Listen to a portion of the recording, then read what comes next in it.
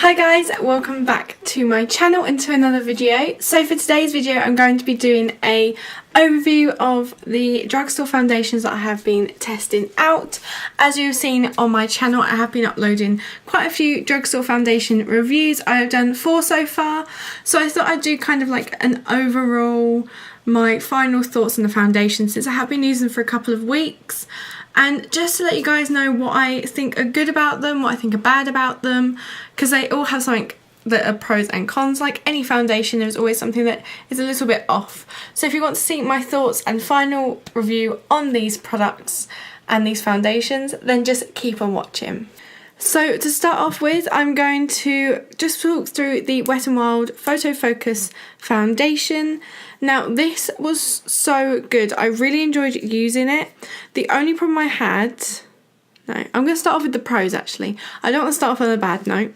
So the pros, it was an amazing match. The colour match was really good for my skin. It was quite full coverage. It sat on the skin really nicely to begin with, and all the powders laid on top nicely and everything blended in nicely into it, which just made it a really nice foundation to wear for the first couple of hours. After that it began to become cakey, it got a bit greasy. Obviously I know this does not say it is a matte foundation. Also, I was really disappointed with the shade range on it. I know it is Drugstore, but even so, they can still step up the shade ranges a little bit more because it was so low. Obviously, if you do want to see my first thoughts of all these foundations, then I will link them all down below for you. But yeah, definitely one of the pros was it's very cakey. It caked around my nose. It just didn't last how I wanted it to. It didn't sit on the skin how I wanted it to. Before, towards the end, it just broke up quite a bit. So I haven't actually worn this since. I just can't bring myself. It's not one that I actually grab out my drawer, but it is in there at the minute. So I'll see. Maybe I'll grab it at some other point. So now I'm going to go on to the next foundation, which is the L'Oreal Infallible 24-Hour Fresh Wear Foundation. I absolutely love this foundation. It was a really good shade match like the other one. It lasted really well. Everything sat on top of my skin so nicely. It all blended in to everything nicely. The foundation went on nicely. It sat well with the powder. It didn't break up at all, even towards the end of the day. I did wear it for a good 10 hours. All these foundations have worn at least 10 hours or 8 hours. And it was so good. The only con that I had with this foundation was the fact that when I put it on, it didn't give me the full coverage that I wanted it to begin with. Obviously that isn't what it states on the box or on the pot. It doesn't say it's a full coverage foundation. That is my fault. But that's one thing, because I do like a very full coverage foundation, but it does layer absolutely beautifully, which means if you do need to put on more layers, you can layer it up. It also didn't oxidise, which I love, because a lot of Drugstore foundations do oxidise for me. They don't last as well. They always change colour. They're too dark. They're too light. They just slip off the skin. But this one just didn't have that problem. It just lasts so well. It's a very thin consistency, which I find really odd. I've put a tiny bit on.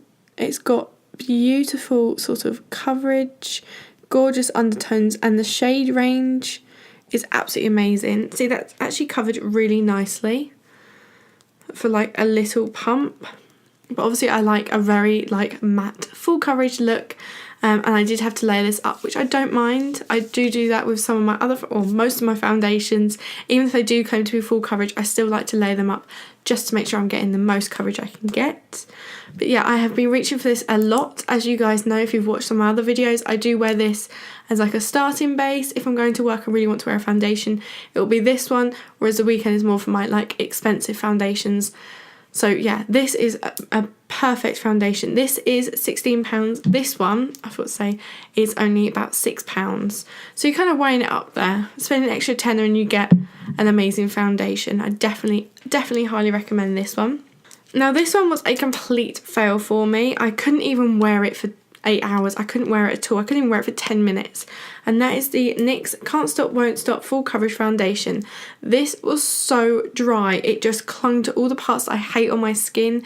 It clung around my nose, under my eyes. It kind of, as soon as you put it on and blended it out, it felt like you'd already put about a gallon of powder on top of it. And I just couldn't get it to blend out how I wanted to. It looked so sort of cakey under my eyes, around my nose, and it just didn't match.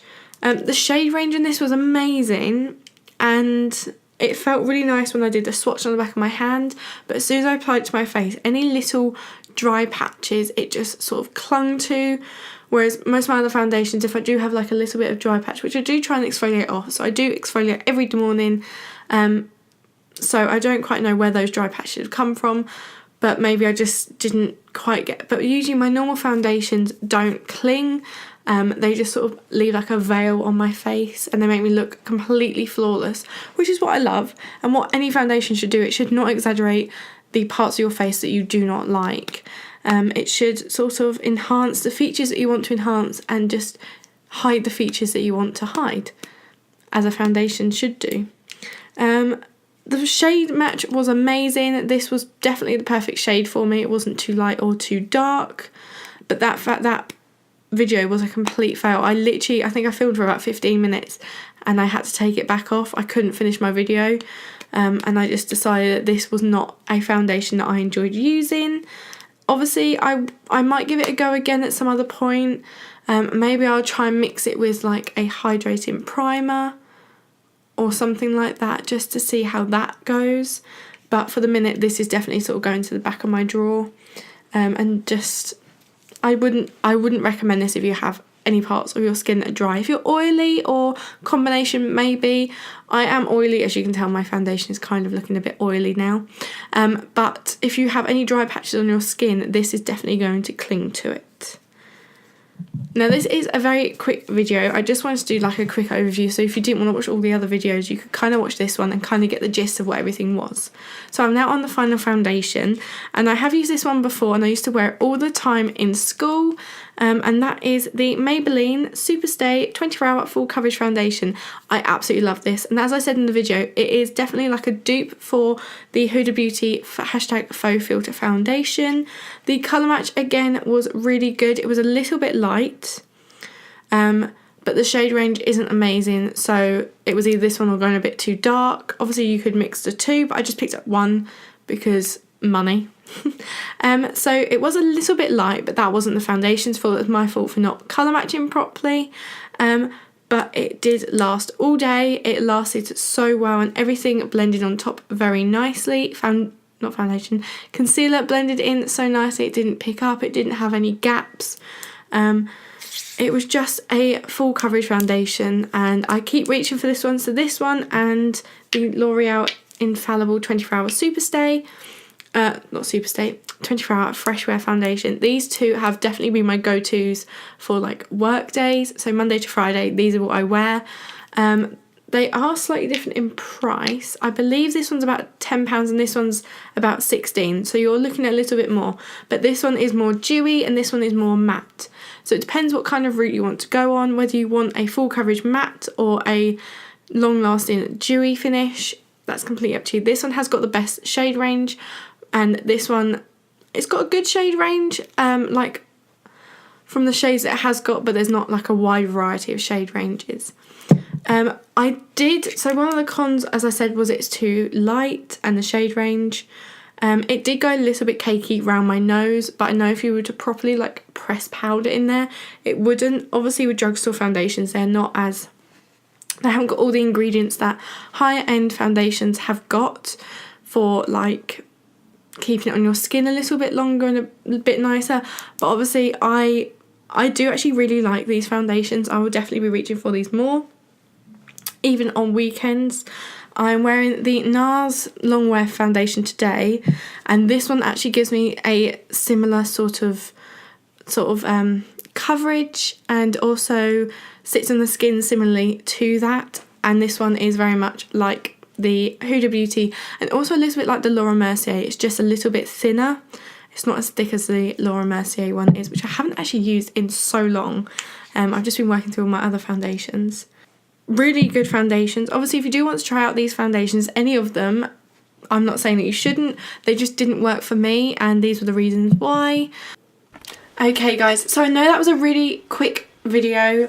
I'm talking quite quietly because it is about 20 to 11 at night and my family are in bed at the minute, but I wanted to do this for you guys so that I could do like a proper sort of overall my thoughts on these foundations, so that you could just click on one video and get foundations. But if you wanted like an in-depth foundation review and wear test, then you could click the foundation that you want to go and see in my description box just to see that one.